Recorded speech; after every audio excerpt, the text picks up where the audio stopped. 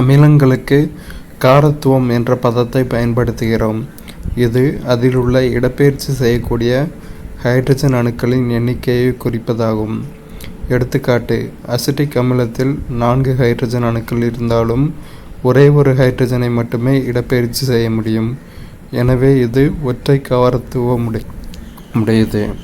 Acetic அமிலத்தோட formula CH3COOH. இதில் ஒரு 3 ஹைட்ரஜன் இருக்குது, இதில் ஒரு ஹைட்ரஜன் இருக்குது.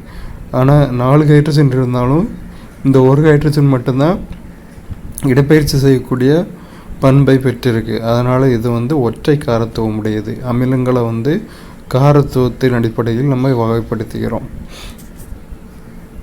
ஒற்றை காரத்துவம், இரட்டை காரத்துவம், மும்மை காரத்துவம், இப்படி அது இடப்பெயர்ச்சி செய்யக்கூடிய ஹைட்ரஜன் அணுக்களின் எண்ணிக்கையின் அடிப்படையில் நாம் வகைப்படுத்துகிறோம்.